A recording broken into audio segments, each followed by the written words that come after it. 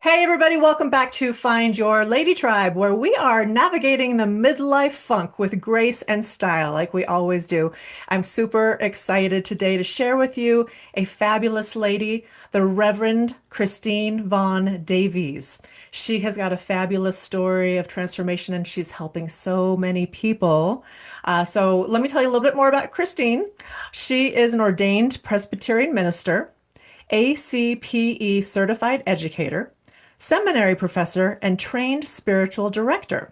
She runs spiritual care department at Robert Wood Johnson University Hospital. She lives with her family on a small farm in New Jersey and spends her time chasing chickens and chauffeuring her school-aged children to all of their activities, which I'm sure there are many if it's anything like my experience. Very much. That is so much of my life. A big full-time momager mode. That's what I Mm. remember. You're taking me back, Christine. Oh, well, if you want to come back and pick up any of the driving shifts, feel free if you're missing it. I hear you. Well, I mean, motherhood is still like the Mm. most rewarding journey, but boy, Boy, is um, it draining. it's easy to get lost in that as well as a lot Yes. of other things. So that's kind of what we are talking about. Welcome to the Find Your Lady Tribe podcast. I'm your host, Brenda Ridgely. This is season 4, and we are deep diving into the heart of midlife reinvention. If you've been feeling that midlife funk, that sense that you've mastered your roles but you've lost your spark, you are exactly where you need to be. This season is inspired by the framework of my upcoming book, Ignite Your Life's Purpose and Save the World. We're going to help you move from autopilot to on fire by hearing from incredible women who have reclaimed their own life force. It's time to stop just going through the motions and start living your next chapter with intention. Let's ignite that spark. Save the world, sister. I want you to share your story from the Mm. beginning and give us all of the whole ups and downs of all of it. We want to hear your midlife funk and how you came out of it. And I'll jump in and ask you some questions throughout your Perfect. I have lots sharing. of funk, and lots of stories. My story kind of starts um, really at a young age. I felt very much attuned to spirituality in ways that I think kind of confounded a lot of the people around me, including my family. But we went to a local Presbyterian church, and I really loved it. I loved singing in the choir, even though I am not a singer. I loved being in the pews. There was something about it I felt really drawn toward. I also felt like, oh, God, I think wants me to help people, and how might I be able to do that?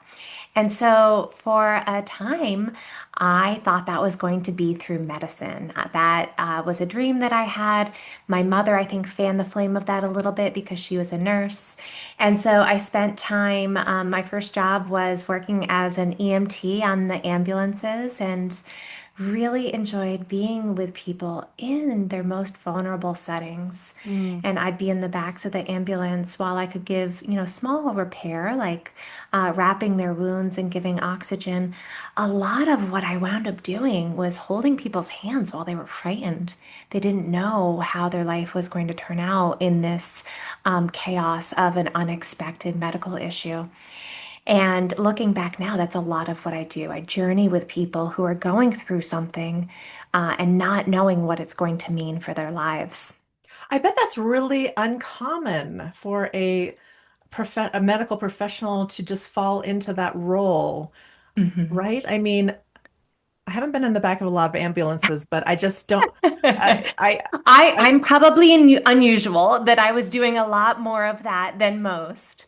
And I That's didn't beautiful. recognize what it was at that time. Yeah, I mean, I even remember my first death that I had in the ambulance where we had a individual who we had taken on. We were doing CPR. He actually was okay when he got in. He was having chest pains, but en route, it got really bad, and he wound up probably dying by the time we got to the hospital. We couldn't pronounce him, but I remember the patient's wife was just so upset. She didn't understand how this could happen, and she just collapsed on the curb in the ambulance kind of parking lot.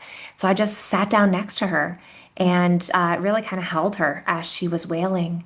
And I Mhm. think that's so much of what chaplains do. And I do think that there are some medical professionals that are doing that as well, that are just really not, there's nothing we can do to fix the pain sometimes or to Mhm. certainly to fix death, but we can make it 1% better if we're Mhm. just there with them and people aren't feeling alone in it. Right. Just having someone there to be, Mm-hmm. I think Mm-hmm. that that's more powerful than we think. We always have to feel like we have to provide an answer or um, whatnot, but not so much. Sometimes you just want someone there holding your hand. Yeah, and actually sometimes the words that we say can make it worse, especially Mhm. from a spiritual perspective. I see a lot of what I call spiritual toxic positivity, Mhm. where people are told things like, "Oh, it's in God's hands," or "Everything happens for a reason," or "God needs another angel." And I really teach people to say, nothing. The best thing that you can do in some instances is to show up and shut up. And Mm. that Yeah, matters that's good. more. I love that. Show up and shut up. Yes, It I will sounds remember easy. It's that. actually hard to do in the moment. Sure. The temptation is to, Show fill the space up. because we're inclined to want to make people feel better, but Yes. sometimes you really can't. Yeah. And yeah, love it. So, okay, please continue. So it was after I was working in the ambulance field for a while, I actually became the patient myself. Mm. So I was in and out of hospitals, and it took a long time to get to a diagnosis, but eventually I was found to have generalized epilepsy. I'm fortunate. It is all pretty well under control now. I have great doctors and medication, and it's a common issue. One in 26 people have epilepsy. But at the time, it really was one of those major bumps in the road for me that really changed the course of my life because I was dismayed by the bedside care of those doctors that I had put on such a pedestal and wanted to become. And it turns out, I wasn't treated like a person that was being impacted by this emotionally and spiritually. I was treated like a number or a problem to solve. And it was around the same time that the pastor at my church, in between hospitalizations, took me out to dinner and just talked about it. Like, oh, what is this like? How are you handling all of this? And that was a turning point for me because I'm like, that's what I want to do. I want to help people by being attuned to what's going on for them emotionally and spiritually, especially in the face of a new diagnosis. Yeah, so let's talk just a little bit more about how that whole process felt. You idolize these doctors. You want to be in this profession, Mm-hmm. yet you are made to feel like a number and not a person. And Mm. I can imagine afraid Mm-hmm. and not sure what's going to come about. So take us Yeah, just a little all deeper. of that. So maybe I'll get there by first defining how I define spirituality, which is a much larger definition than religion. Sometimes people think of Mhm. religion only, but I like to define spirituality as our way of connecting to ourselves, our way of connecting to others around us, and our way of connecting to the divine. For some, like me, that might be God. For others, it may be the universe. And so there's a concept called spiritual distress that happens when any one of those three points of connection have a rupture. And for me, I felt ruptured in a couple of different ways. The first was, and this was really when we were going through trying to find the diagnosis, I was told by some medical professionals it was all in my head. I mean, it was. They were accurate in that it was in my head, but not in the way that they were, ascribing to me. And so I really felt disconnected from that community element and that profession and the people that I wanted to be like. So that was a connection from others. I felt disconnection from myself. I was second guessing. I think a lot of people go through what we now call medical gaslighting, where they're like, well, is this really happening? Is it not? When they're not being believed. And then also, I didn't feel connected to myself in when I got that diagnosis because I felt like my body had betrayed me Hmm. by having these seizures. It wasn't doing the things that I was used to it doing and just feeling so out of control. And my guess is that your listeners can really identify with that, regardless of what their medical background is.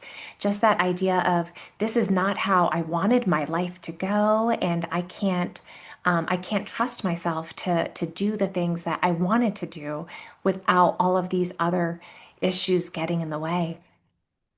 Yeah. So,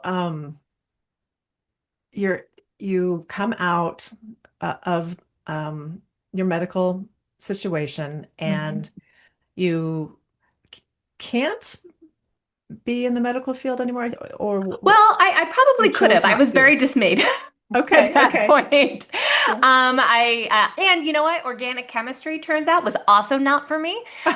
So there were a few signs that that was not going to be ultimately where I landed. And so I really thought more about, well, what about seminary? What might Mhm. that look like? I did not want to lead a church. I hate giving sermons. I knew that it wasn't going to be that element of it. But I thought maybe I will be a counselor for, clergy, or run a faith-based nonprofit and help people that way. And so I went to seminary. I also got my master's of social work degree, and was working for a time as a cognitive behavioral therapist. And I enjoyed that work. Yeah. Um, but I really missed the spiritual side of things. And in seminary, we were required to do a hospital chaplaincy internship, which I now teach, and just loved every minute of it. So what is it that lights you up about that? Mm. It is just such a privilege to get to be with people in their darkest moments when they are feeling alone and afraid. And again, we don't have any answers, but I view my role as someone that bears witness to their pain, is Mhm. with them for a short time on the journey, and sometimes is a reminder of the divine presence. I walk into a room and people tell me exactly what they think about God a lot of the times. And sometimes it's, anger at God for good Mhm. reason. And Mhm. being able to explore that with people is just so rewarding to me. And no day is ever the same. And I never know exactly what it's going to bring. And that I love about it as well. And so I assume you have talked to a lot of family members about Hmm. yeah, passing. Have you had some experience of that yourself? I have, unfortunately, and one of the more difficult experiences that I went through, and really I think helped me to be a better chaplain, was several miscarriages in Mm. my midlife. That was a funk I was in for a very long time, Mm. and some of them were ectopic, some of them were earlier, some of them were later. And I'm sure, again, your listeners know how common that is. Mhm. 1 in 4 pregnancies can end in miscarriage. And I didn't realize it until I went through it, just how spiritually devastating that can also be. And again, was found myself dismayed by my well-meaning friends around me and some family members that were saying some of those platitudes, like, "Oh, at least you can get pregnant, or you can always try again, or everything happens for a reason." And I found those to be, more harmful than helpful. And so now I actually have the honor of being with many people in the hospital that are going through that, and being able to be a presence, not sharing my story, but operating from my story, in Mm. that I know how devastated they are. I know that that pain is going to continue for a long time. A lot of Yeah, what I so teach is that grief is just always with us. yeah. Let's talk just a little bit about how you would have liked your friends to show up for you. Mm. Well, I should preface it by saying I had some friends that showed up fantastically, so Sure, sure, I'll tell sure. you about that. Yeah. So I think a lot of people just didn't understand it, not having gone through it themselves. Or maybe they had gone through it and I didn't know, and it brought things up for them where, they just pulled away because it was too painful because it was Hmm. too close to home. But I remember I had some friends of mine, some good friends of mine from seminary, who I said, you know what, I just can't pray anymore. I'm not feeling close to God in this. In fact, I'm a little angry. So it would be really helpful if you just prayed for me and if I knew that you were praying for me. Mm. So that was one way that was terrific. I had, people, I did have a friend of mine send me a card that said, I still have it, that said something along the lines of, let me punch the next person who tells you that this is happening for a reason. And so just acknowledging the pain, even in Right. a comical way. And I also had a friend that sent me chocolate covered strawberries that I ate in all one sitting. And that was also fantastic. So I think I wanted people to acknowledge what I had gone through. And I think the tendency of our society is not to acknowledge. People think, oh, if I talk about it with them, the person going through this loss, it's going to make it worse. But really, the opposite is true. Hmm. Hmm. Hey, lady. Just wanted to take a moment and interrupt right now in the middle of the show to ask you to subscribe.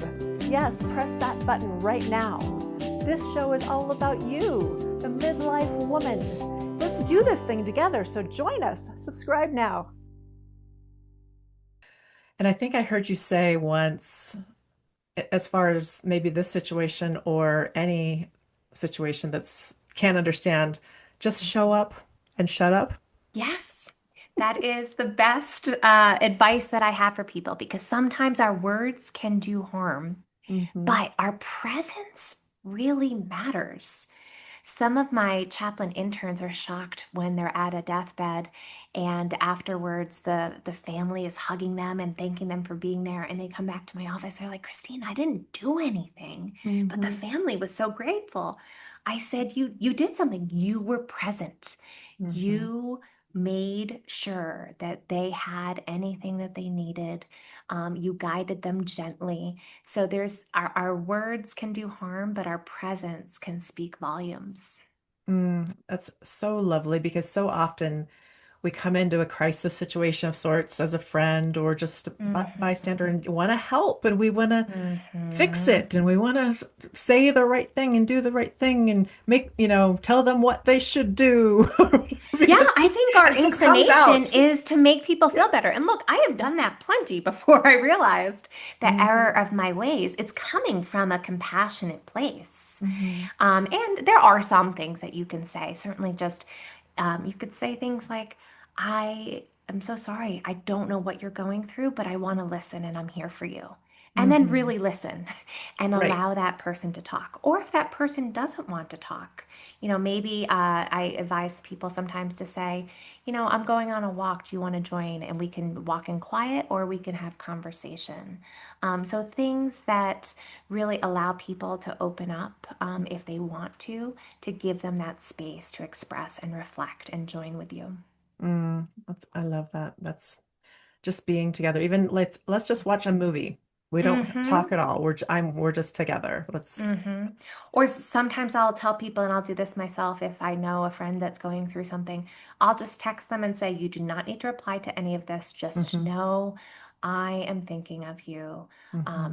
I do recommend not saying to someone, is there anything I can do to help? Or let me know Yeah. what I can do to help, Yeah. because Yeah. sometimes that request can be overwhelming. And so, what I suggest in lieu of that is to reach out to your friend or your family or whoever it is and say, I want to do something tactile to help you, or I want to maybe you're not using that word, but I want to do something to help you.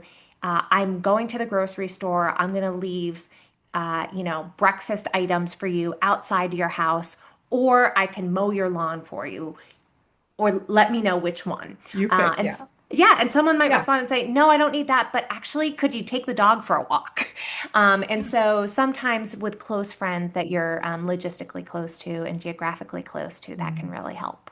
Oh, those are some great ideas. Awesome. Awesome.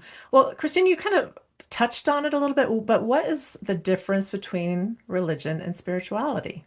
Yeah, it's a great question, and I get it all the time, especially when I'm going into patients' rooms, introducing myself to them. I tell them I am not the church police. I do not care about, if you go to a congregation or not. But religion is an agreed upon set of rituals, practices, and beliefs held by a community for the sake of communing with the divine. So most people know what religion is. You think of Judaism, you think of Islam, you think of Christianity, the institutionalized religions that are out there. Spirituality is a much broader definition. I define it as how you connect to and explore the world within and around you, and how you make meaning and find transcendence. Mm-hmm. And so religion might fit into that definition of spirituality for some people. For some people, religion is the spirituality in totality. Yeah. But for many more people, I find religion maybe is a piece of it or maybe not in it at all. And it's really about what are the broader ways that we are feeling connected to ourselves, to others around us, and to the greater world. And so a lot of what I do, I have a private practice as a spiritual director where I meet with people who are looking to really tap into their sense of spirituality and try different spiritual practices and perhaps untangle some of the religious trauma that they may have grown up with as well. Mm. Yeah, it's a lot out there. I mean, I think I hear a lot from people. I'm not religious, but I'm spiritual, or I'm spiritual, Yep, that's the and I growing percentage. 22% of Americans define yeah, themselves in that way. yeah, and I have to say I kind of fall into that too. I do believe, hmm I as well believe in God, and but I think you can do both. hmm So it's your own practice, hmm right? Yeah, and I find that sometimes people need permission to embrace spirituality because sometimes our culture conflates spirituality with religion in a way that Hmm. I do not find to be helpful. Hmm. And so, really recognizing for some people what helps them get in touch with their spirituality may be things like nature or meditation or going to a concert and having a transcendent experience Hmm. there.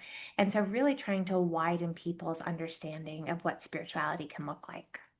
Well, let's expand on that a little bit. What are some spiritual practices that you can recommend that people try? Yeah.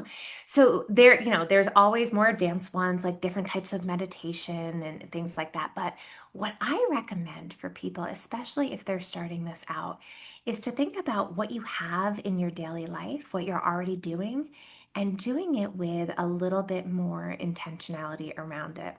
So for instance, I love coffee. That is my big vice. I am Love very coffee. particular about my coffee and I drink way too much of it.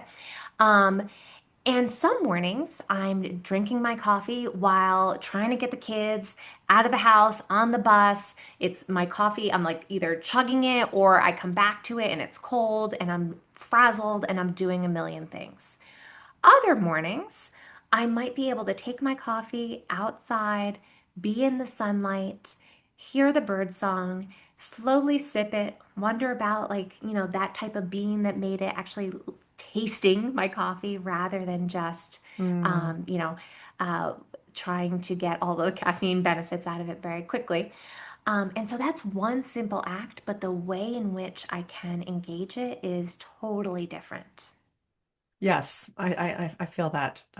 There's nothing like just taking a few breaths and really being present hmm with your hmm coffee or your tea or whatever it Yeah, is, really having that enjoying it. mindfulness and having that as a ritual. I love it. Well, Christine, let's just bring it all full circle. You had a lot of midlife funk, and that shaped who you are and what you do today. Hmm. Tell us about, where you're at now and like, what you're excited about. Yeah, so some of what I'm excited about now are I'm excited that it is the weather is turning and it feels like that in my life as well. So some of your listeners may be familiar with all of the wonderful surprises that perimenopause brings. And that has been a struggle for me for several years now. And now I found a provider that listens and has a plan. And, so even though, there's still lots to tweak out about that, and some of those symptoms are just very stubborn, I think I'm feeling hope about being able to get through it, help others, learn about that as well, and recognizing like my identity is also shifting, Mhm. as I turn the corner, as my kids grow up, and that's not a bad thing. There's actually a lot of rebirth that can happen, and I don't even know, what a year from now will bring. Right. But you're excited about it and you're Yes, yeah, looking, no, not from a place of yeah. despair, but really like, oh, I wonder. I Yeah. wonder what might happen, and being open to it. Right. I love that because I think a lot of times we get stuck in a spot where it's uncomfortable and we Yes. uncertain and we kind of get Hmm. stuck, Yeah, and it's like moving from like a scarcity mindset and that fear to mhm. really open and curious. Yeah, I love it. Well, so Christine, does everyone find you? So probably the best place is my website, which is my first name, Christine, V, my middle initial, and then Davies.com. All of my socials are on there. You can contact me directly. I also do a lot of writing on Substack and have a lot of articles about my work as a chaplain and different spiritual practices that people may want to try.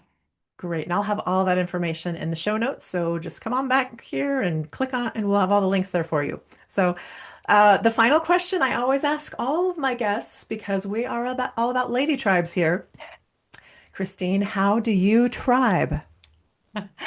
So I have been really intentional about trying to cultivate relate friendship relationships in my life. I had to recognize like my husband does not meet the majority of my social needs, and really having to put myself out there and find other. For me, it's a lot of ladies who get it. Yeah. And so something that I have started doing several years ago that has really paid greatly for me is when I'm meeting with a friend. I don't let us finish our meeting, whether we're having coffee, I like to just go on walks. Sometimes I will meet up with a friend in the parking lot of my child's basketball practice because that's the only time that will work. Um, I say, okay, we need to get our next date on the calendar now, so that we have it there. It might have to get moved or something like that, but I was so sick of the back and forth of the emails of and texts of, oh, when can we get together? And now it never happens. So really being intentional about prioritizing those relationships, and even for my long distance friends, Mhm. texting throughout the day, trying to plan trips, Mhm. once or twice a year is something that I've started doing and really look forward to. I love hearing you say that. You are preaching to the choir lady because I book a meeting from a meeting. That I learned that in sales training, right? When I was in Oh, that's sales. great. But you because there's never a better time when you're standing face to face with your phone, your calendar in your Yes, hand everything's to do electronic now, that. so you can do it. And yeah, so my friends give me tease me because I'm like, she always does that. She was like, just get your phone out Good. right I'm now. glad I'm not alone. For a while, I felt weird about it. I even had one friend. She's like, "Well, I have a paper calendar." I'm like, "I don't care. We're Yeah, gonna yeah, yeah. we're gonna come up with dates, and then you can check your paper calendar later." Yeah, I love it. And another thing that I love that you said that your husband doesn't check all the boxes as far as your No. social needs. And gosh, no one should have to, right? That's why we need a Mm-hmm. tribe. We need a Yes, tribe of and really support, prioritizing those relationships. right? To have different aspects of our life that we want to continue to grow in and explore. And we shouldn't expect one person to do that for us. So Mm-hmm. very good, very good. Awesome. Well, hey, thank you so much, Christine, for being a part of Find Your Lady Tribe family now. And thank you to the listeners who show up. And I hope and know that you got something great out of Reverend Christine's visit today. Definitely come back and visit your show notes. Share it with a friend who might need to hear some of this. And I can't thank you enough for being a part of our tribe. So, as I always like to close, when three or more gather, we are tribe. Thank you for spending this time with your Lady Tribe. I always say that when three or more gather, we are tribe. And today, with my guests, myself, and you listening in, that circle is complete. I hope this story reminded you that your purpose is worth the pursuit. If this episode stirred something in you, please take a moment to subscribe, like, and leave a comment. Your engagement helps other sisters find their way to our circle. If you're ready to take the next step in your own transformation, I invite you to join our gathering place, the Save the World Sisterhood Facebook group. It's where we unmask, connect, and cheer each other on as we ignite our lives together. Until next time, I'm Brenda Ridgely. Save the world, sister.